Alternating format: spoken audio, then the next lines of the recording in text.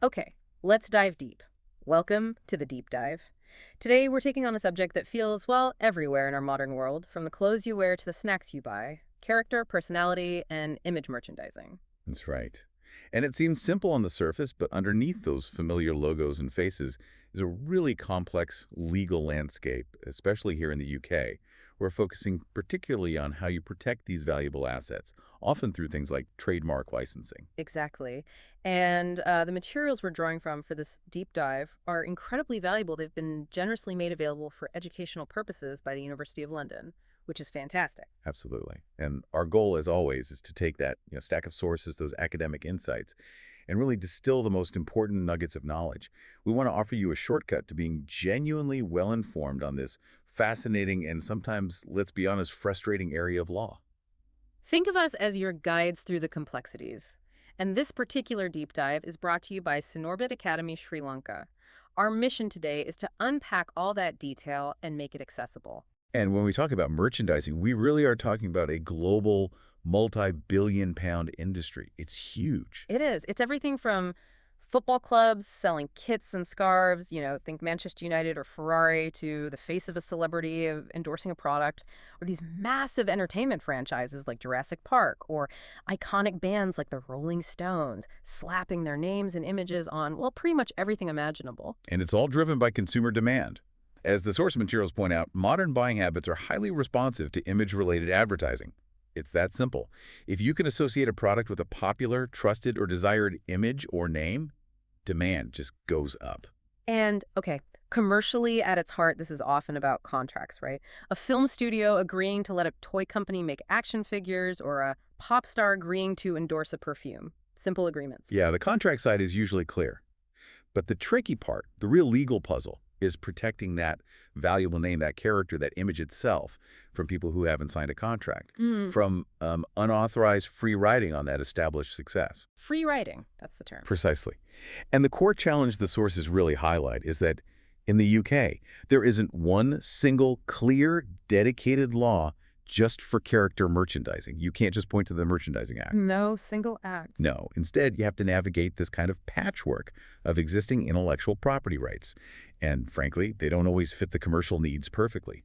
The protection they offer can feel complex and sometimes quite limited. And that's what we're here to understand. Why it's so complex, what tools the law does offer, and critically, how effective they actually are. We'll be looking at familiar legal areas, copyright, designs, registered trademarks, passing off, and breach of confidence. Areas you might have studied before. Exactly. But we'll be applying them specifically to this context of protecting and licensing names, characters, and images for merchandise. So our mission today is clear. Unpack these different legal mechanisms, evaluate their strengths and weaknesses, understand why they sometimes fall short, and then look at the practical reality of using something like trademark licensing to make this valuable asset base work commercially. It's a real deep dive into the legal trenches where pop culture meets commerce. And before we plunge in, a sincere good luck to all of you listeners who might be preparing for exams right now. We really hope this discussion helps clarify these points and, boost your You confidence. definitely got this. Okay, let's begin. What exactly is character merchandising? We know it when we see it, obviously, but how does the law define it, and why does it need legal protection in the first place? Well, a definition that's often cited comes from a case, Lorimar Productions v. Sterling Clothing. It's quite an old one. Involved the TV series Dallas. Yeah. Yeah. In it, Justice Van Dykhorst defined character merchandising as, and I'm quoting roughly here, the use of characters, locations, names, titles, and logos from TV series, feature films, or other entertainment programs for promotions and the sales of products and services. Okay, so it starts with entertainment properties, TV shows, movies, and he also sort of nailed the commercial driver, didn't he? Saying something like, modern buying habits are highly responsive to image-related advertising. That association is key. Absolutely. It's the power of association. If you're buying, say, a T-shirt, and it has a picture of a beloved TV character, or the logo of a famous film franchise, or the name of a popular band, you're often buying it because of that association. It's not just cloth. It's a piece of that cultural phenomenon you connect with. And while that Lorimar case specifically focused on fictional elements like the Dallas title or the South Fork Ranch name, the concept is much broader in practice now, isn't it? Oh, much broader. It extends far beyond just fictional entertainment characters. It definitely includes sporting organizations, their names and logos. I mean, think of the immense value in merchandising for Manchester United or Ferrari. It also covers celebrity endorsements, where a famous person allows their name or image to be used to promote or sell someone else's goods or services. Right, like a famous actor endorsing a watch or a celebrity chef putting their name on cookware, that sort of thing. Exactly. And it also includes using a celebrity's name or image directly on products, whether that personality is alive or deceased, posters, mugs, figurines, clothing, you name it. The crucial point is that this commercial value makes these names, images, and characters targets for that free riding we mentioned. Okay. Someone who didn't invest in creating or promoting that character or personality wants to, well, piggyback on its success without asking permission or, crucially, paying for it. So that free writing is the core problem that the law is being asked to solve here. Precisely. The economic value creates the incentive for unauthorized use, and the rights holders need legal tools to stop it. As we mentioned, the underlying commercial structure is usually contractual licensing deals. But those contracts are only valuable if the asset being licensed did pro. The name, the image, the character is legally protected from those who aren't part of the deal. Right. The IP rights are like the fence around the valuable garden, making the licenses to enter it actually mean something. So where do we look for that legal fence? Let's start with perhaps the most obvious place for visual characters: copyright and design law. Yes, these seem like a natural fit, don't they? Especially if the character starts life as, say, a drawing or even a physical object. If a character is first created as an original cartoon drawing, copyright protection automatically subsists in that drawing. It's an artistic work under Section 41A of the Copyright Designs and Patents Act, 1988, the CDPA. Section 401, got it. And that's regardless of how artistic it is, just has to be original. Exactly. Originality is the key, not artistic merit. Now, what if a character starts as, say, a doll or a puppet? Yeah, what then? If it's created as a physical three-dimensional object like a doll or puppet, it can potentially be protected as a sculpture under Section 4 of the CDPA. Okay, a sculpture. Interesting. And how does infringement work in this merchandising context? How do you stop someone? Well, infringement occurs if someone copies the work and, importantly, issues copies to the public without permission. That's Section 17 and 18 of the CDPA. Right. But crucially for merchandising, Section 17.2 says infringement can happen by reproducing the work in any material form. Any material form. Yes, and Section 17.3, this is really key. Section 17.3 specifically clarifies that this includes making a 3D copy of a 2D artistic work, or conversely, a 2D copy of a 3D artistic work. Right. That Section 17.3 conversion right is vital for merchandising. So, wait, just to be clear, taking a flat drawing of a cartoon character, like on paper, and then making it into a 3D toy, that could be copyright infringement of the original drawing because of Section 17.3. Exactly. That's the power of Section 17.3. And the classic case that illustrates this perfectly is King Features Syndicate Inc. v. Kleeman Ltd. King Features v. Kleeman. Yes, King Features v. Kleeman. The defendants copied drawings from the Popeye comic strip Popeye the Sailor Man, and they used those drawings to make Popeye dolls and brooches, 3D items. Right. The court held that these dolls and brooches were infringing three-dimensional reproductions of the two-dimensional copyright in the comic strips. So King Features v. Kleeman is a really clear win for copyright owners in that specific scenario, a textbook example. That sounds pretty promising. Copyright protects the drawing, and making a toy from it infringes. Seems straightforward. Job done. If only it were that simple. There are significant limitations, and this is where all the complexity starts creeping in. First off, you've got the fundamental principle. Copyright protects the expression of an idea, not the idea itself. The idea-expression dichotomy. Right. Right. So, if someone is inspired by your character concept, but creates their own visually distinct character. Like say, okay, I'm going to make humanoid turtles too, but they draw them completely differently. Precisely. The Mirage Studios v. Counterfeit Clothing case is relevant here. That's the Teenage Mutant Ninja Turtles case. Ah, the turtles. Yes. The claimants own the turtles. The defendants produced clothing featuring humanoid turtles that weren't exact copies of the claimants' drawings, but they were clearly, inspired by the concept. Brown Wilkinson v.C. found there was an arguable case for copyright infringement. Arguable. Arguable, yes, which suggests courts might stretch the idea expression distinction slightly for a very strong, well-known concept like the turtles. But the core limitation remains.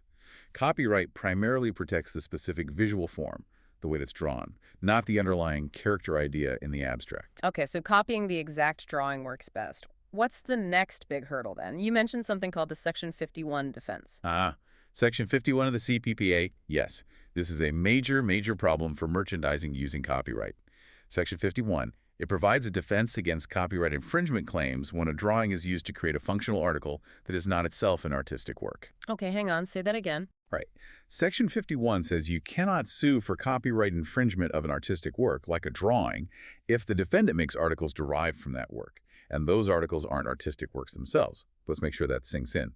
Section 51 prevents copyright infringement claims for copying a drawing if you use it to make an article that isn't artistic, and the defendant makes articles derived from that drawing. So if I draw a really cool character and someone takes my drawing and prints it on a, say, a plain t-shirt or makes a simple toy based on it, if the t-shirt or the toy aren't considered artistic works in their own right, Section 51 might just give the copier a complete defense? That's the potential impact, yes. It's a huge potential loophole. In BBC Worldwide Ltd v. Pally Screen Printing Ltd, this involved Teletubbies pictures being applied to t-shirts. Laddie J. found that Section 51 was an arguable defense. Arguable again. Arguable. The tricky point, as highlighted in the Chapter 9 notes we looked at, is the distinction between a design being applied to an article versus being used to make the article. It gets technical. But the fact that Section 51 was even a plausible defense in the Teletubbies case shows its power to block these kinds of claims. And then there was the really significant case on this defense, Lucasfilm. That's the big one, right? Absolutely. Lucasfilm, Ltd v. Ainsworth. A landmark case. This went all the way to the Supreme Court. Lucasfilm v. Ainsworth. It was all about whether the original Stormtrooper helmets and armor from the first Star Wars film qualified as sculptures or works of artistic craftsmanship. The actual helmets from the movie? The ones made for the movie, yes. If they were sculptures or works of artistic craftsmanship, they'd have their own copyright protection against copying. And the court said Yeah, they weren't. that's right. The Supreme Court ultimately upheld the reasoning of Man J from the first instance court. Man J had said, look, for something to be a sculpture, it must have visual appeal as a significant part of its purpose. It needs to be intended to be enjoyed for itself, aesthetically, regardless of any other function it might have. And the creator's purpose is key. So the Stormtrooper helmets. Well, while they're visually iconic now, Man J reasoned they were made primarily as costume pieces, functional props for a film. They failed the test for sculpture. And for artistic craftsmanship, he said the creator needs to be both a craftsman skillful, taking pride in their work, and an artist showing creative ability, aiming for aesthetic appeal. The helmets failed this test too. They were skillfully made, yes, but primarily functional props. Okay.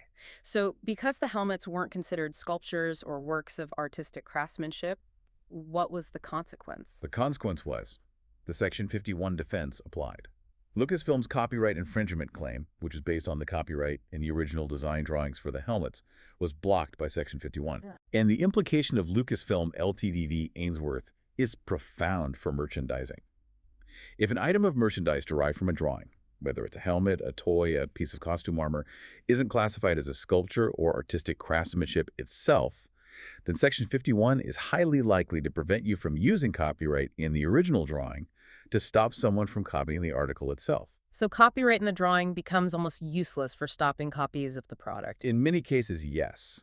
Protection for the shape of the article might then only be possible via registered or unregistered design right, which have their own different criteria, as outlined back in Chapter 9.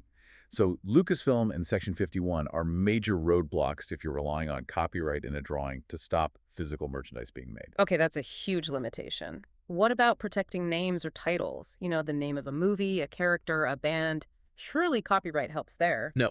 Crucially, copyright offers absolutely no protection for a single word or a name. Let's just reiterate that because it's such a fundamental limitation. Copyright offers no protection for a single word or name. None at all. Not even a really famous one. Zero. Doesn't matter how famous or how much effort went into creating it. You can see this clearly in cases like Francis Day and Hunter Ltd v. 20th Century Fox Corporation. Right. That case held there was no copyright in the song title, The Man Who Broke the Bank at Monte Carlo. Okay. Or, even more starkly, Exxon Corporation v. Exxon Insurance Consultants International Ltd. This confirmed there's no copyright in even an invented word like XXON used as a trademark, despite all the creative effort and money spent devising it. No copyright. So copyright is completely useless if your merchandising relies primarily on the name of a film, a TV series, or a character. That's a massive gap for many types of It merchandise. is. It really highlights why copyright alone is often insufficient. Now, that's not to say copyright is irrelevant entirely. Copyright does exist in films and photographs themselves as works. Okay. So if someone takes a steel frame directly from a film to put on a poster or a t-shirt. That would generally be an infringement of the copyright in the film itself. That's under Section 17 is CDPPA. And it was confirmed in cases like Spelling Goldberg Productions, Inc. v. BPC Publishing Ltd., using a substantial part of the film. Right. And what about photographs of the personality themselves? Like a picture of a famous actor or musician used on merchandise without permission. Well, for that to be a copyright infringement claim, the personality or perhaps their company would need to own the copyright in the specific photograph that was used without permission. This often happens if they commission the photo shoot and have a contract that assigns the copyright to them. Okay, so they need to own the copyright in that photo. But what if the unauthorized person just takes their own photo of the personality, a completely new picture? Ah, now that's the limitation. Copyright in an existing photograph doesn't prevent a third party from taking their own independent photograph of the same personality and using that one. We saw this issue arise in Linkstad v. Anibus, that was the ABBA case, and also in Irvine v. Talksport, the case involving Eddie Irvine we'll come back to. Copyright protects that specific photo, not the general image or likeness of the person. I see. And wasn't there another limitation, even when a photograph was used? Something about Adam Ant? Yes, that was Merchandising Corporation of America, Inc. v. Hartbond Ltd. In that case, a painted portrait based on a photograph of Adam Ant wearing his distinctive makeup was used. The court held that using the image didn't infringe the copyright in the photograph itself. Also, interestingly, they said there was no copyright in the makeup itself, as it was considered too temporary, too ephemeral. Wow, okay. So to sum up copyright and design law for merchandising, it sounds like a mixed bag at best. It really is. It's best suited for stopping direct copying of original artistic works like cartoon drawings or maybe sculptures. But it faces these significant challenges, that tricky idea versus expression divide, the very powerful Section 51 defense, especially after Lucasfilm, which severely hinders protection for functional items derived from drawings, and crucially, absolutely no protection for names or titles. Plus, it offers limited help against someone taking their own independent photograph of a personality. Definitely not the single silver bullet rights holders might hope for. Certainly not for names or the shape of most merchandise. So if copyright has these big holes, these major limitations, where do we turn next? Registered trademarks under the Trademarks Act 1994, the TMA. Did the 94 Act improve things? Well, on the face of it, the 1994 Act did broaden the definition of what can be a trademark. Yeah. Section 1 says it's not limited to just words and logos anymore. It can include shapes, colors, sounds, smells even, provided they can be represented clearly on the register and, crucially, distinguish the goods or services of one undertaking from those of others. So the potential seemed greater. But I sense a but coming. There's always a but in IP law. Uh, Yes, despite that broader definition, there are still several significant practical problems when trying to use registered trademarks to protect character, personality, and image merchandising. Let's break them down. okay. Problem number one. Trying to register the name of a celebrity or personality as a trademark. Why is that a problem? This runs straight into the objection under Section 3(1)B of the TMA. Lack of inherent distinctiveness. The historical concern, particularly from the UK Trademarks Registry, is that the public might view the name on certain goods simply as a tribute or commemoration of the person, rather than as a badge indicating the commercial source or origin of those goods. Right, I remember hearing about cases like Elvis Presley, Princess Diana, Jane Austen. They all struggled to get their names registered as trademarks for certain types of goods. Exactly. Cases like the Elvis Presley trademarks case, which was actually under the old 1938 Act, but it illustrates the ongoing issue. And then under the 1994 Act, the Diana Princess of Wales trademark application and the Jane Austen trademark application. These all showed just how difficult it was to get these famous names registered, particularly for generic goods like mugs, posters, t-shirts, things the registry often saw as commemorative. But didn't the Arsenal case, the football club case, change how we're supposed to think about consumer perception of trademarks? It certainly prompted a reevaluation. You're talking about C-2601 Arsenal Football Club v. Matthew Reed from the Court of Justice of the European Union, CJEU, Arsenal v. Reed. A hugely important case. The CJOU took a broader view of consumer perception. They recognized that consumers buy goods with marks like the Arsenal badge, not just because they think they're made by the club, but because they are a badge of loyalty, a way to show their affiliation and support. A badge of loyalty. Yes, and the CJEU said this still counts as trademark use because it connects the goods to the club in the consumer's mind, affecting the origin function. This ruling definitely raised the question. If consumers see celebrity names on goods, partly as a badge of loyalty or affiliation, and Arsenal says that kind of perception is trademark relevant, shouldn't it make registering celebrity names easier, even if there's a commemorative aspect? It really required a rethink of those earlier celebrity name cases. So how has the UK registry reacted since Arsenal? Have they made it easier? Well, despite Arsenal, the UK registry practice still maintains a fairly strict distinction based on the type of goods. For goods where the name is clearly used to indicate origin or control, like, say, books by a named author, or recordings by a specific band, or films starring a named actor, registration is usually considered prima facie acceptable. The name functions as an indicator of source. Okay, that makes sense.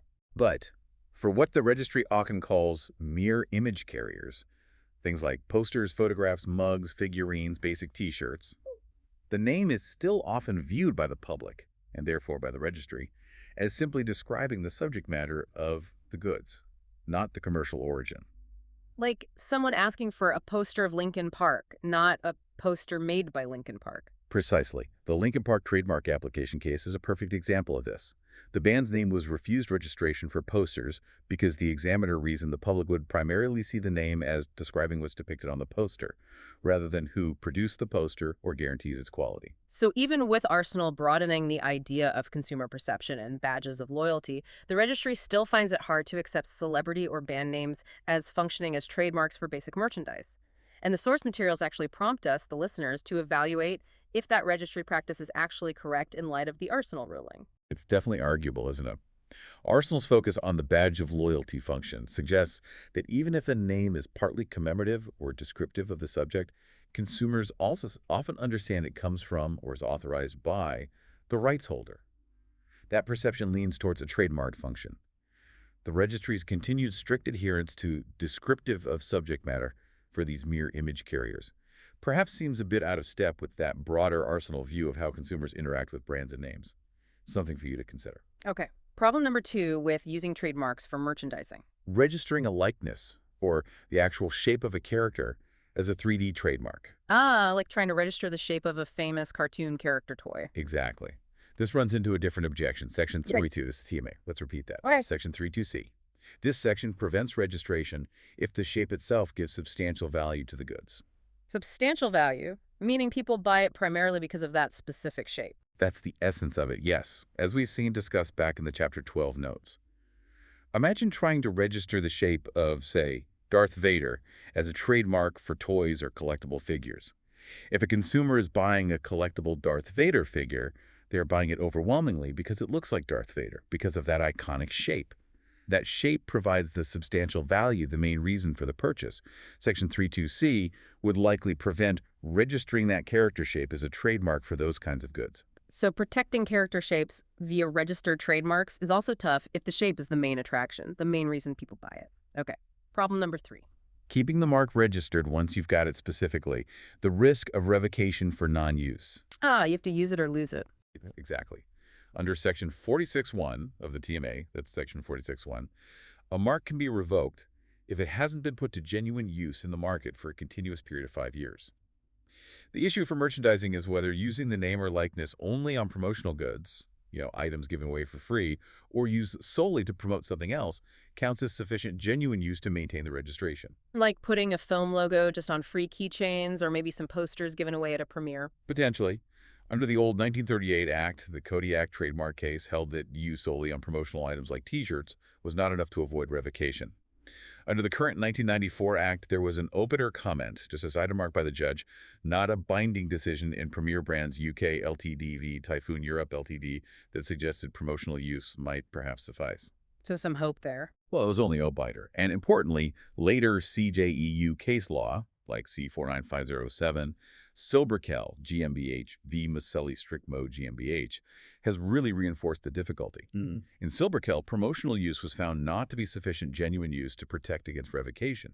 So relying purely on giving away freebies or promotional use to maintain a trademark registration for key merchandising assets looks pretty risky under Section 46. Right. So even if you manage to get the registration, keeping it active is a challenge if your main use is promotional rather than actual sales under the mark. Okay. And problem number 4. This is about infringement, right? Yes. What counts as trademark use by someone else for the purposes of infringement under Section 10 of the TMA? Section 10. If a third party uses the character's name or likeness on their merchandise without your permission, is that use considered trademark use by the public indicating source, or is it just seen as decorative? Because if it's just decorative, maybe there's no infringement. That was the traditional thinking, yes. The CJEU has addressed this decorative use issue. In C4801 Adidas Salomon AGV Fitness World Trading Ltd., which involved Adidas's famous 3 stripes, the court said that for marks which have a strong reputation, purely decorative use could potentially amount to infringement under Section 10.3 if it causes detriment to or takes unfair advantage of the mark's distinctive character or reputation. So Section 10.3 offers a route for famous marks even against decorative use. But then the Arsenal case, again, it radically expanded the meaning of trademark use for infringement too, didn't it? Not just for registration or loyalty badges. Fundamentally, yes. See 2006-01 Arsenal Football Club v. Matthew Reed. Arsenal v. Reed. Let's keep saying that one. The CJU stated that any use that is liable to affect the essential functions of the trademark, particularly the function of indicating origin or guaranteeing quality, constitutes trademark use for infringement purposes. They explicitly found that buying items like a football scarf or shirt as a badge of loyalty still counts as trademark use because it creates that link in the consumer's mind to the club, indicating its origin and implicitly its authorization. Okay, so applying that Arsenal principle, if an Elvis fan buys a mug with Elvis's name or picture on it, even if they see it partly as a tribute, that connection to Elvis, that understanding it's official or licensed, could be considered trademark use by the seller for infringement purposes. Yes, provided, and this is the crucial link back to problem 1, provided you have successfully registered Elvis's name or picture as a trademark in the first place for mugs. The Arsenal ruling makes it potentially easier to prove infringement against unauthorized merchandise if you have a valid registration to enforce. So it helps on the enforcement side if you can get over the registration hurdles. Exactly. And the CJEU continued to emphasize the importance of the average consumer's perception of trademark use in subsequent cases, like C4805 Adam Opel AGV Autek and C1706 Celine Saral v. Celine SA, which are discussed in more detail in Chapter 13 notes. It's all about how the consumer sees the use. Okay, wow. That's a really complex picture for registered trademarks then. There's potential for broad protection in theory, covering names, logos, maybe even shapes. But there are these major hurdles in practice. Registering names and shapes is inherently difficult due to Sections 3.1b and 3.2c.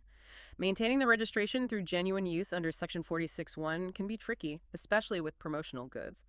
And proving infringement under Section 10 relies on these complex trademark use interpretations, although the Arsenal case provided a significant boost for enforcing registered marks, particularly well-known ones, against unauthorized merchandise. That sums it up well. It's a potentially powerful tool, but the path to using it effectively for character and personality merchandising is definitely full of obstacles, not straightforward at all. So if copyright is limited, especially for names, and registered trademarks are difficult to obtain and maintain for key assets like names and character shapes, where else can rights holders turn? Passing off, the old common law action, seems like the most logical next battleground, especially for protecting things like names and titles where the other rights fail. It absolutely is. And historically, particularly before the 1994 Trademarks Act made registration slightly broader, passing off was often the primary tool people tried to use. The traditional requirements are very well established, going back to classic cases like Irvin Warning BV v. Town and Sons, the Advocate case, or Lord Oliver's formulation in Reckitt and Coleman Products Ltd v. Borden Inc., the Jif Lemon case. The classic trinity. Exactly. You need to prove 3 things. First, that the claimant has goodwill or a reputation attached to the goods or services in the mind of the public. Second, that the defendant made a misrepresentation which leads, or is likely to lead, the public to believe that the goods or services offered by the defendant are actually the goods or services of the claimant, or are somehow connected or authorized. And third, that this misrepresentation has caused, or is likely to cause, damage to the claimant's goodwill. Goodwill, misrepresentation, damage. But traditionally, there was a huge barrier for merchandisers trying to use passing off for, say, toys based on a film character, wasn't there? That requirement of a common field of activity. Yes, absolutely. For a long time, this was a major hurdle. The older cases often required the claimant and the defendant to be operating in the same or very similar lines of business. The argument went something like this. If the owner of the character, say, a film studio, wasn't actually in the business of making and selling toys, how could they possibly be harmed by an independent toy manufacturer using the character?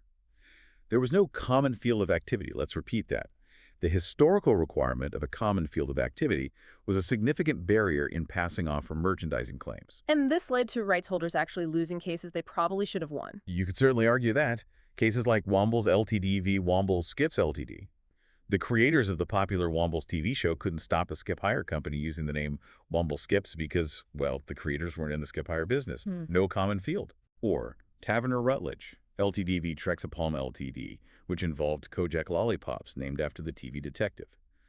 And Linkstad v. Anavis Products Ltd., that's the AVBA case again, where the pop group struggled to stop unauthorized merchandise like scarves and mugs because they weren't directly in the business of selling those fan items themselves. The common field requirement blocked them. So the lack of a common field of activity made it hard to prove both misrepresentation. Why would the public think the film studio made the skips? And damage to what business if they weren't selling that specific product? But that strict rule, it's gone now, right? Thankfully, yes. The requirement for a strict common field of activity was explicitly rejected by the courts in later cases, notably Lego Systems, ASV Lego M. Lemel Stritch Ltd. This marked a really important shift towards a more flexible and realistic approach. The focus moved away from rigid business categories and towards whether there was a genuine likelihood of confusion and damage to the claimant's actual business goodwill, whatever form that business might take. Was there an early sign of this shift even before Lego? Maybe the Judge Dredd case? Yes, that's a good example of the courts starting to grapple with this. IPC Magazine's LTDV Black and White Music Court. The claimant owned the Judge Dredd Day Ray DD comic character and licensed it extensively. They tried to stop a record company from releasing a record with his song about Judge Dredd. Now, Goulding J in that case was prepared to find misrepresentation. He thought the public might indeed think the record was licensed or approved by the claimant, even though they weren't a record company. So the misrepresentation hurdle was lowering. But they still lost. They did, ultimately. The claim failed on the third element, damage. The judge found the record wasn't of inferior quality, and crucially, there wasn't sufficient evidence that this one unauthorized use would open the floodgates to others and significantly damage their existing, valuable licensing prospects. Damage wasn't proven. Okay, so misrepresentation was becoming easier to argue, even without a common field. But proving damage specifically linked back to the claimant's business, often a licensing business, was still a key. And then came the really significant breakthrough, the case that really cracked it open for merchandising. The Ninja Turtles decision. Yes, absolutely. Mirage Studios v. Counterfeit Clothing. This is a landmark decision for merchandising and passing off in the UK. You really need to know Mirage Studios v. Counterfeit Clothing. The claimants, as we mentioned, owned the copyright in the Teenage Mutant Ninja Turtles drawings. And importantly, they had built up a very successful business licensing that copyright for use on a wide range of merchandise.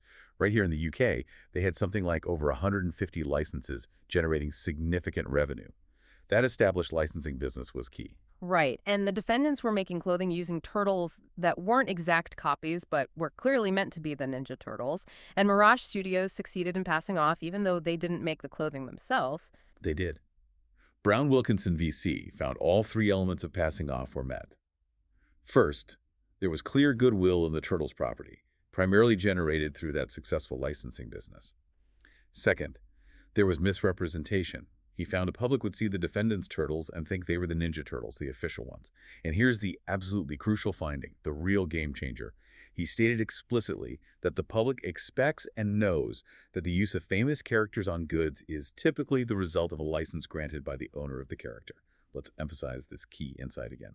The public expects and knows that using famous characters on goods is the result of a license from the owner. Wow, that's huge. It basically says the court recognized that the public understands the licensing business model itself. Exactly. And this understanding directly supports the finding of misrepresentation. The public sees a character on a t-shirt and assumes it must be authorized, assumes there's a license behind it. And then, on the issue of damage, The claimants succeeded because they proved they had a valuable business in licensing copyright in the characters. That was their business. Unauthorized exploitation by the defendants directly damaged that specific business by diverting potential royalties they could have earned. And it could also damage their goodwill more broadly if the defendants' goods were of inferior quality, tarnishing the turtle's image. And he specifically distinguished this from those earlier cases like Wombles or ABA that had failed. Yes, he did. He highlighted that Mirage Studios v. Counterfeit Clothing involved the licensing of copyright material, the actual drawings, which was a clear, established business activity generating its own goodwill. The earlier cases often involved trying to protect just names, which, as we know, have no copyright, or maybe images where the claimant didn't have such a clearly established licensing business for that specific asset in the UK market. The Ninja Turtles case recognized the goodwill in the licensing business itself, not just the goodwill associated with the primary activity like making films or writing books. He also noted he preferred the approach taken in Australia in a Muppets case. So the big shift was to protect the business of commercial exploitation through licensing, recognizing the public's understanding of that model. And has this approach been confirmed in more recent cases? Yes, definitely. A good example is Hearst Holdings Inc. v. Avella, which concerned the classic Betty Boop cartoon character. Burrs J. followed the Ninja Turtles approach.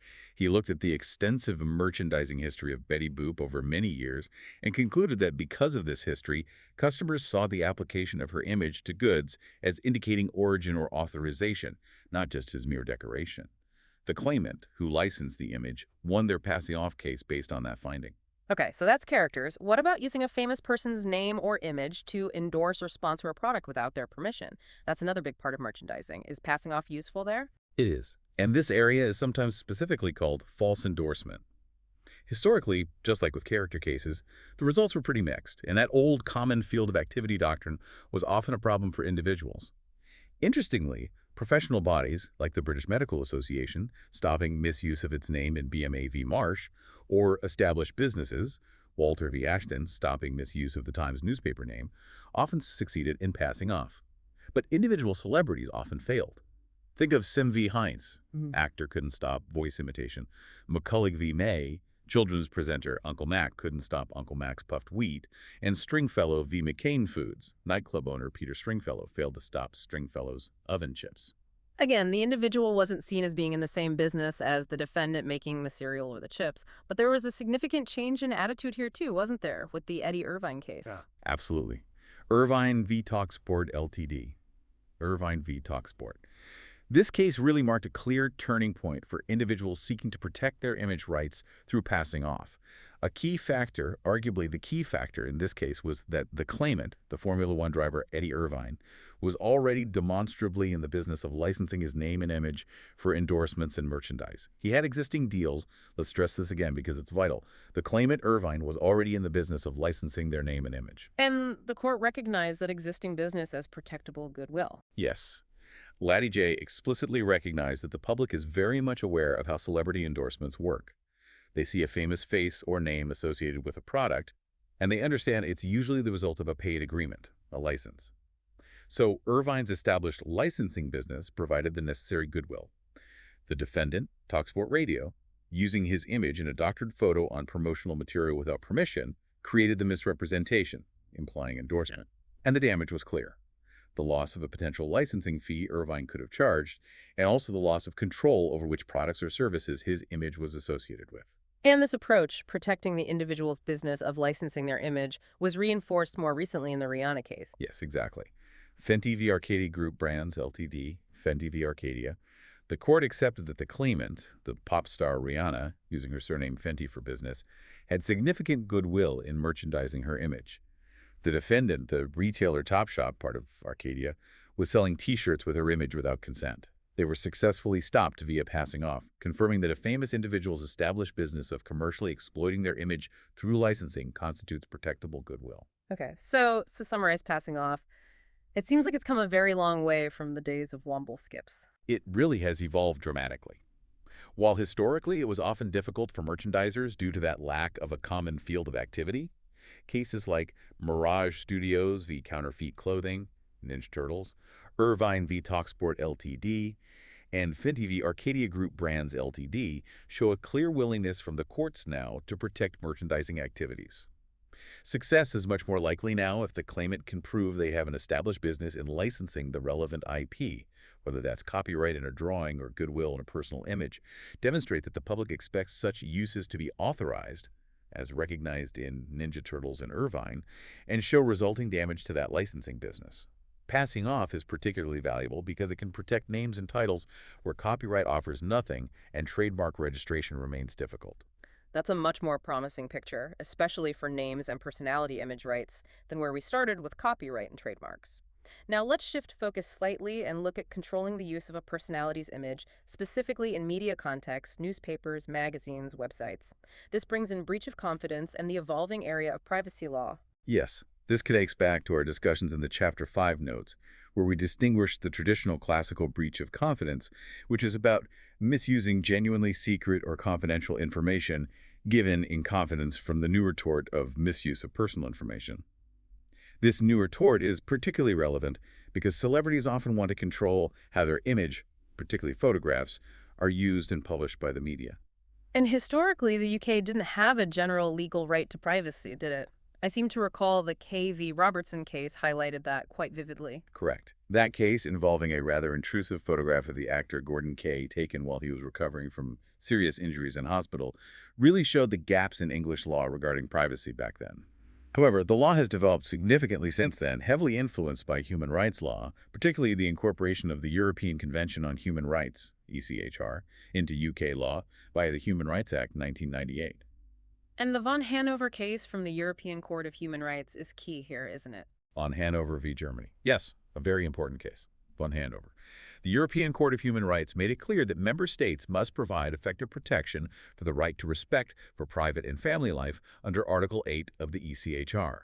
This right needs to be balanced against Article 10, the right to freedom of expression, but crucially, Article 8 is not automatically subordinate to Article 10, especially when dealing with the private lives of individuals who don't hold public office.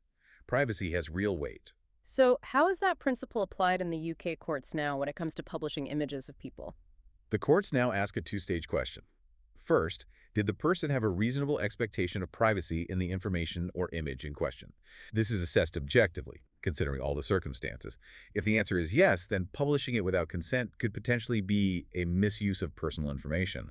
This is now recognized as a distinct cause of action, or tort. Misuse of personal information. Yes.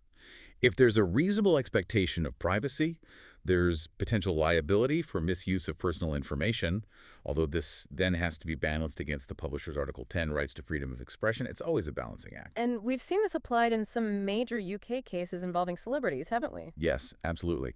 Prominent examples include Naomi Campbell v. MGN. That's the case where the Mirror newspaper published details and a photograph of her attending Narcotics Anonymous meetings. Also Douglas v. Hello, Ltd., now 2-2. At the Court of Appeal stage, which involved those unauthorized wedding photos of Michael Douglas and Catherine Zeta-Jones. And Murray v. Express newspapers, which concerned photographs taken of J.K. Rowling's young son in a public street. These cases established misuse of personal information as a viable action in UK law. Are there limits to this protection, though? Can anything private be protected? There are limits, certainly. For instance, the courts have said you can't necessarily publish purely salacious or distasteful material about someone's private life just because it happens to be true, especially if there's no public interest. That came out of Mosley v. News Group newspapers, the Max Mosley case. However, privacy can potentially be lost if the claimant themselves has been untruthful or hypocritical about the very matter being revealed, and the publication is arguably necessary to set the record straight. That was a situation in Brown v. Associated Newspapers involving the former Home Secretary, Jonathan Brown. What about photographs taken in public places? Are those always fair game? It feels like celebrities get snapped all the time. Historically, it was quite hard for celebrities to stop photos taken of them in public places unless perhaps they were obtained surreptitiously, sneakily. Mm. The Naomi Campbell v. MGN case actually involved a photo taken surreptitiously outside a meeting place, which helped her case. Photos taken on genuinely private premises were always easier to control. Think of Theakston v. Mirror Group newspapers. However, the influence of von Hanover, with its stronger emphasis on Article 8 privacy rights, has led to somewhat greater protection, even for celebrities photographed in public places, particularly where there's no real public interest justification for publishing that specific photo in that specific context. The Murray v. Express newspapers case, involving J.K. Rowling's son, is an example of protecting privacy even for photos taken in public. The context matters. And these privacy cases often seem to tie into contracts as well, don't they? Like when celebrities sign exclusive deals with magazines for photos. Very often, yes. The Douglas v. Hello case is the prime example we keep coming back to, but other cases like McKennitt v. Ash, singer Lorena McKennitt suing a former friend over a book, and HRH Prince of Wales v. Associated Newspapers Ltd. Involving Prince Charles's private journals, which we looked at in Chapter 5 notes, also involve confidential information derived from relationships or agreements where privacy and confidentiality overlapped. The Douglas v. Hello saga seems like a perfect illustration of how contracts, confidentiality, and these developing image rights all intersect. Can you unpack that a bit more? It really is. Douglas v. Hello went through multiple court levels, as we said, including the Court of Appeal, Douglas v. Hello, Ltd., O2, and ultimately the House of Lords, Douglas v. Hello, Ltd. Remember the facts.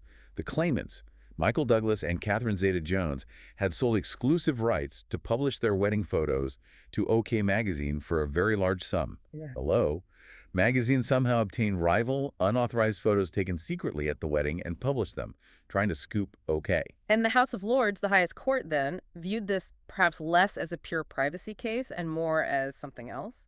Yes, interestingly, the House of Lords suggested the case might be better framed not just as a misuse of personal information, a privacy claim, but potentially as a straightforward commercial breach of confidence. Let's repeat that term, commercial breach of confidence. Commercial breach of confidence. How did that work differently from privacy? Well, the argument is that the confidential information wasn't just the intimate details of the wedding, which is the privacy aspect, but the images themselves, which had immense commercial value, precisely because of the exclusive contract with OK Magazine.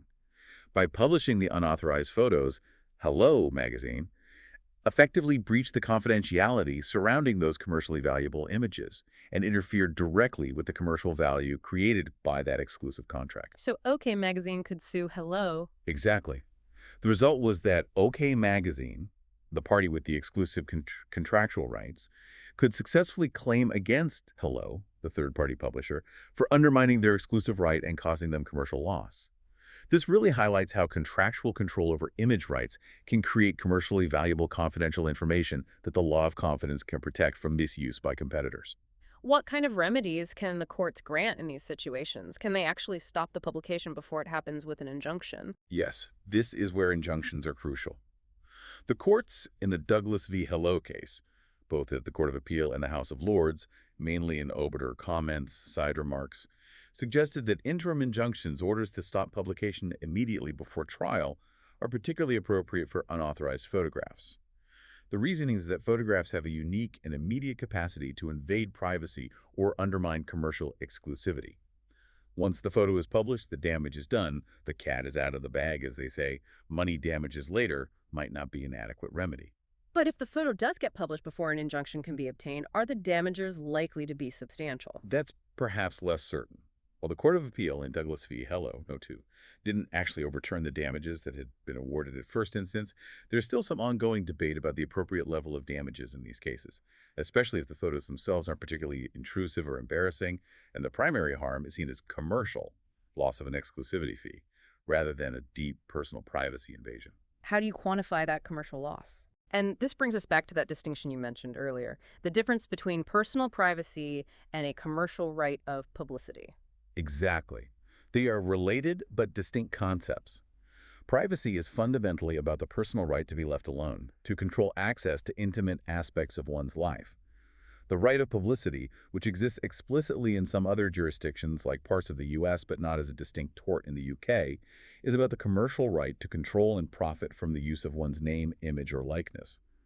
The Douglas case, by focusing on protecting the commercial value derived from an exclusive photo deal via breach of confidence, can certainly be seen as getting very close to protecting a commercial right of publicity, even if the UK courts don't call it that. It shows how privacy and commercial control are often two sides of the same coin in these image rights disputes. Okay, so summing up this section, Breach of confidence, especially in its modern misuse of personal information form, strongly influenced by the ECHR via cases like von Hanover, provides significant tools for personalities to control the use of their image, particularly photographs, in the media. And existing contractual arrangements, like exclusive deals as seen in Douglas v. Hello, can really strengthen this protection, sometimes framing the issue more as a commercial breach of confidence, blurring the lines with protecting publicity rights. It's a very good summary. It provides a crucial layer of control, particularly for preventing unwanted media exploitation, which nicely complements the other IP rights like copyright, trademarks, and passing off that focus more directly on preventing unauthorized merchandising on goods. It's part of that patchwork. Right. So we've explored the different legal tools available or sometimes unavailable to protect the assets themselves. The drawings, the names, the shapes, the images. Now, assuming you've managed to clear some of those hurdles, particularly perhaps getting a registered trademark, how do you actually make money from these assets? For many rights holders, the commercial reality is licensing. Let's look specifically at the practicalities of licensing trademarks. Right. If you've navigated the difficulties we discussed and successfully registered a trademark for your character's name or a logo or perhaps even a distinctive character shape, then licensing that mark out to others is a primary way to commercialize it. And the Trademarks Act 1994 actually made this process considerably more straightforward than the previous 1938 law. How does the TMA make licensing easier or clearer? Well, first, it explicitly states that a registered trademark is personal property. That's Section 22. This means it can be freely assigned or transferred to another party, just like other property. And Section 24 clarifies it can be assigned either with or without the goodwill of the business associated with the mark. Goodwill again. Just remind us of the classic definition. A really classic quote comes from Lord MacNaughton in the tax case CIR v. Muller & Co.'s Margarine Ltd. He described goodwill as the attractive force which brings in custom. He also called it, quite poetically, the one thing which distinguishes an old established business from a new business at its first start. Essentially, it's the valuable reputation and connection a business or an asset has with its customers that brings them back or attracts new ones. Okay, so the mark is property assignable with or without goodwill, and licensing the mark itself. Section 28(1) explicitly permits a registered trademark to be licensed. And a license can be quite flexible. It can be general, allowing the licensee broad rights to use the mark, or it can be limited, for example, restricted by the specific goods or services the licensee can use the mark on, or the geographical area where they can use it, or even the manner in which the mark is used, like only on premium goods. Are there formalities? Does it need to be in writing? Yes. Section 28(2) is clear. A trademark license must be in writing and signed by or on behalf of the trademark proprietor, the owner. Such a license is binding on any future owners of the trademark unless the license agreement itself says otherwise. Yeah. And significantly, sublicensing, where the licensee grants rights to someone further down the chain, is allowed unless the original license specifically restricts it. Okay, writing and signature required by Section 28(2). You mentioned earlier there's a very important administrative step regarding the registry. Absolutely crucial. Under Section 25 of the TMA, the trademark license must be recorded at the UK Intellectual Property Office, the Trademarks Registry. Failure to record carries significant penalties and risks, particularly for the licensee. Let's repeat that because it's vital for practice. The license must be recorded at the Trademarks Registry under Section 25. What happens if you don't record it? What are the risks? Several serious consequences. Firstly, the licensee becomes vulnerable. If the trademark proprietor sells the mark to a new owner who buys it in good faith without knowing about the unrecorded license, the licensee's rights might not be enforceable against that new owner. Recording provides notice to the world. Secondly, the licensee loses important procedural rights. An exclusive licensee that's someone who has the right to use the mark to the exclusion of everyone else, including the proprietor, normally has the power under Section 31 to bring infringement proceedings in their own name. But this right is conditional on the license being recorded. No record, no right to sue under Section 31. Wow, okay. Any other consequences? Yes. Thirdly, even if the proprietor brings an infringement action, an unrecorded licensee generally cannot recover their legal costs incurred in that action if the license wasn't recorded within 6 months of its date, or as soon as practicable thereafter. So recording under Section 25 is absolutely vital for legal certainty, enforceability, and protecting the licensee's position. Got it. record the license under Section 25. Now, does the licensee, even an exclusive one, get any actual ownership rights in the mark just by having the license? No, that's very clear in the law. Even an exclusive licensee who has those procedural rights under Section 31 does not acquire any proprietary ownership rights in the trademark itself. The license grants only personal rights, essentially, a permission slip to use the mark under certain conditions, but ownership, the property right, remains firmly with the proprietor. This was confirmed in cases like Northern and Shell, Pele v. Condé Nast Publications Ltd. Personal rights only. Yeah. Makes sense. Now, in our earlier discussions, you highlighted one particular contractual clause as being absolutely critical in a trademark license agreement, quality control. Why is that specific clause so important? It is fundamental, absolutely fundamental to trademark licensing. The license agreement must impose an obligation on the licensee to comply with the proprietor's instructions concerning the quality of the goods or services that are going to be sold under the mark. And furthermore, the proprietor must actually have the ability to police this, the power within the contract to dictate quality standards and, crucially, to check that the licensee is actually complying with them. So things like requiring the licensee to submit samples for approval, or maybe allowing the proprietor to inspect the licensee's factory or premises. Precisely those kinds of things. Standard, well-drafted license agreements will always include clauses requiring the licensee to submit prototype or production samples for approval before going to market, and allowing the proprietor reasonable access to inspect the licensee's manufacturing facilities or distribution channels to ensure that quality consistency is being maintained. Why is this level of control necessary from a legal perspective? What's the underlying reason? It goes back to the core functions of a trademark, which we touched on and are discussed in detail in Chapter 10. One of the most important functions is indicating origin, telling the consumer that the goods come from a particular reliable source. Another closely related function is guaranteeing the quality and consistency of those goods. Consumers rely on a brand name to mean a certain level of quality. And licensing without control undermines that. Exactly. Under the old 1938 Trademarks Act, licensing without strict quality control provisions was seen as highly problematic. It could undermine the mark's function as an indicator of origin, because the goods were actually made by someone else, the licensee, and potentially make the mark deceptive to the public about the origin and quality of the goods. It was even seen as potentially constituting prohibited trafficking, which meant treating the mark purely as a commodity to be bought and sold, detached from any real trade connection. The case re American Greetings Corporation's application dealt with this. The registrar could actually refuse to register licenses that lacked proper quality control under the old act. Okay, that was the old act. What about under the current 1994 act? Is trafficking still prohibited in the same way? The specific statutory prohibition on trafficking as it existed under the 1938 Act was removed in the 1994 Act. And a CJEU case, C25904, Emmanuel v. Continental Shelf 128 Ltd., suggested that for a mark to be revoked for being deceptive under Section 46 of the TMA, it's the mark itself that must be inherently deceptive, not just the way it's being used through licensing. So a proprietor's mere lack of care in policing quality under a license is probably less likely today to be the sole ground for revocation of the mark, although persistent failure could certainly contribute to the mark becoming generally misleading over time. So quality control isn't strictly required to avoid trafficking anymore, maybe, but it's still vital for other reasons. Oh, absolutely vital. It's crucial for maintaining those core functions of the mark we talked about, origin and quality guarantee. And it's also critical for enforceability, particularly when considering principles around the free movement of goods derived from EU law, which are still relevant post-Brexit for understanding the underlying trademark principles.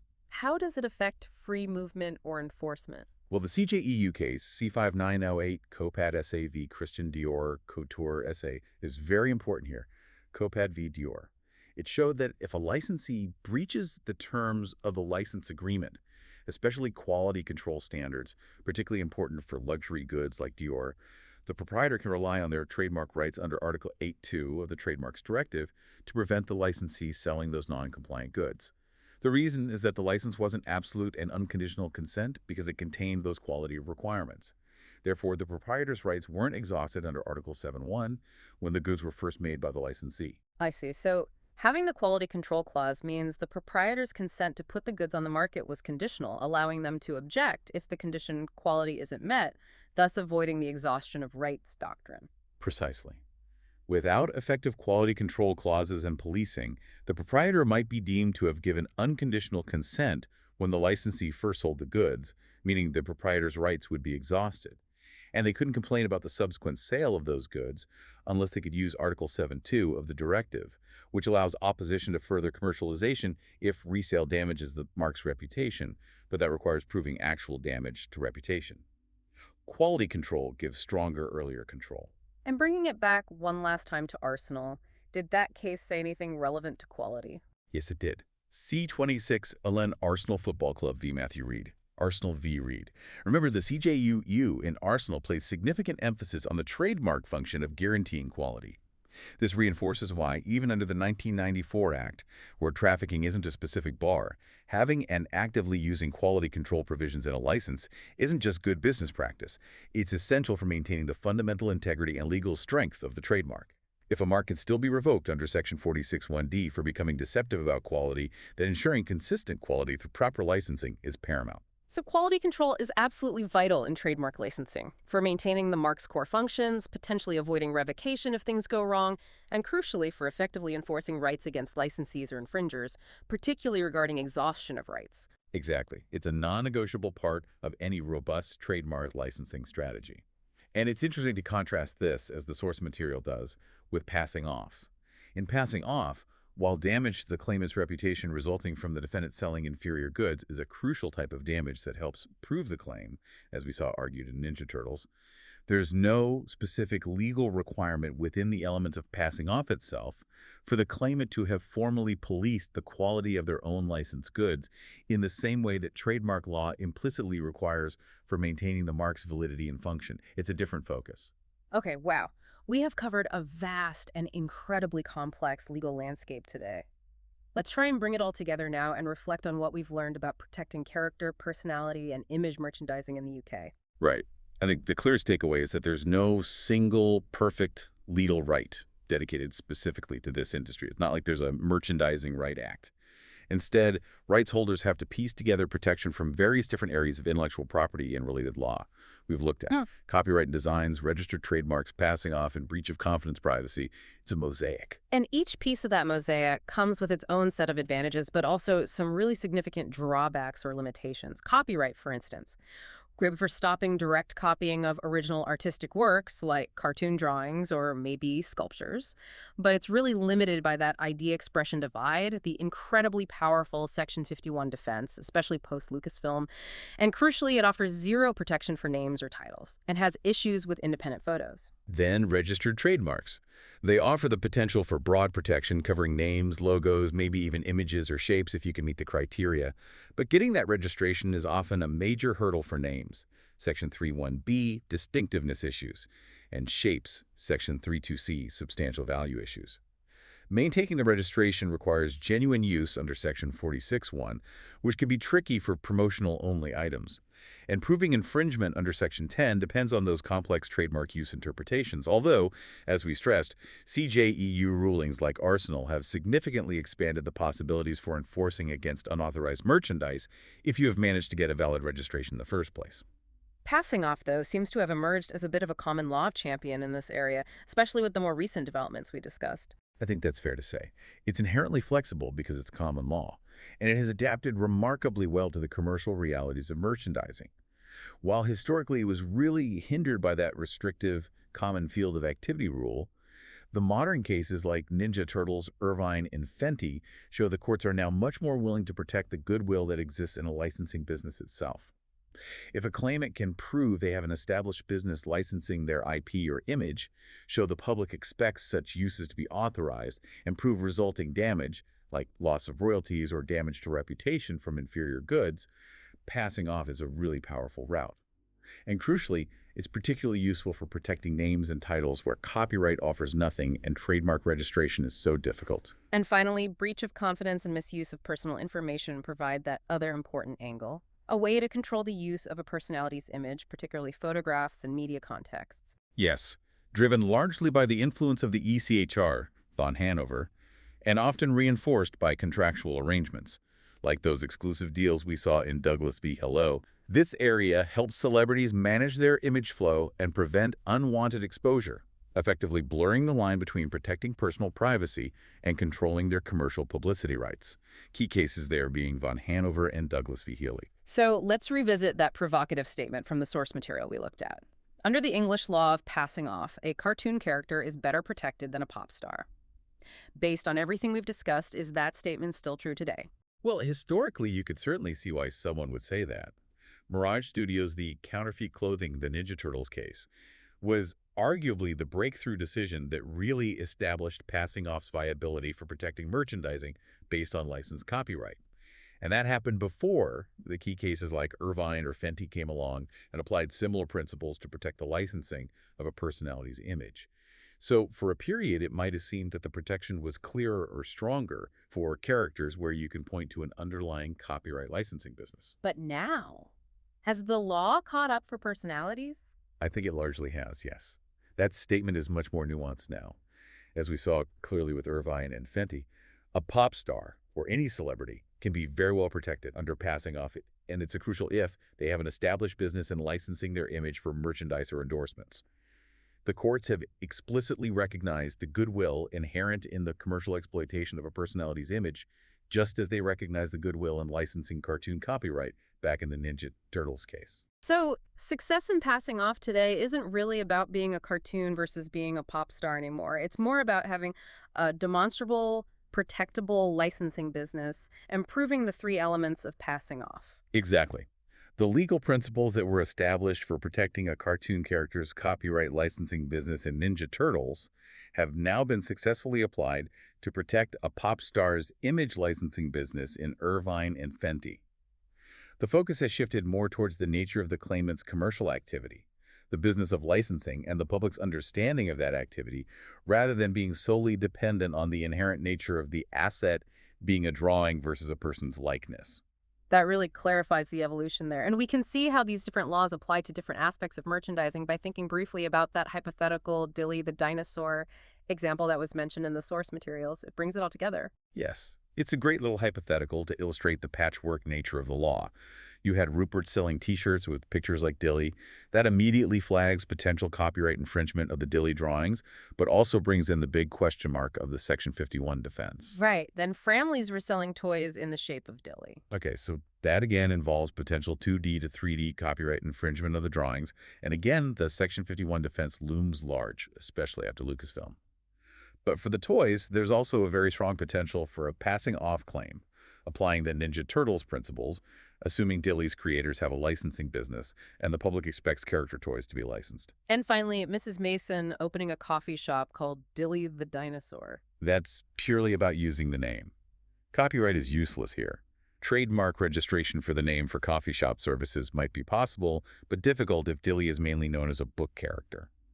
So passing off is the most likely avenue, arguing that using the name misrepresents a connection with or endorsement from the Dilly the Dinosaur brand, potentially damaging its goodwill. That example really shows how you have to consider exactly what is being used, the drawing, the 3D shape, the name, and in what context, to figure out which legal tool might even be applicable and what the specific challenges and chances of success are. No single law covers all the bases. Precisely. It's all about navigating that combination of rights, understanding the limitations of each, and choosing the best tool or combination of tools for the specific situation. Well, we have certainly gone deep into the fascinating and clearly very intricate world of character, personality, and image merchandising, and the challenging legal landscape surrounding it in the UK. It definitely highlights that protecting these incredibly valuable commercial assets requires rights holders to navigate multiple, sometimes overlapping, and often quite limited areas of intellectual property law. As we've said, there really isn't one perfect, all-encompassing right to stop all forms of free writing. Success really does seem to depend heavily on the specific facts of each case. The type of IP asset involved. Is it a drawing, a name, a photo, a shape? Whether it's managed to be registered and can be kept registered, whether the right holder has built up an established licensing business for that asset, and crucially, how the courts believe the relevant public perceives the unauthorized use. Do they see it as indicating origin or implying endorsement, or is it just viewed as decoration or a tribute? Understanding all those nuances is absolutely essential for anyone involved in creating, owning, licensing, or commercializing valuable images and personalities in the UK market today. And just to reiterate, this deep dive was designed specifically to help you understand these complex issues using the excellent materials made available for educational use by the University of London. It was brought to you by Sinorbit Academy, Sri Lanka. And perhaps, considering all the complexities we've discussed and the fact that UK law doesn't always seem perfectly tailored to the commercial needs of this hugely significant merchandising industry, maybe the provocative thought to leave you with is this. How could the law potentially be reformed? Could it provide clearer, perhaps more effective protection for character and personality rights without creating overly broad monopolies that might stifle legitimate creativity or cultural reference and commentary? What is the right balance for the law to strike here? That is a big question to ponder indeed. We hope this deep dive has been valuable for your understanding and maybe sparked some further thought. And once again, from both of us, the very best of luck for your upcoming exams. After covering all this, you are definitely well equipped to tackle this material.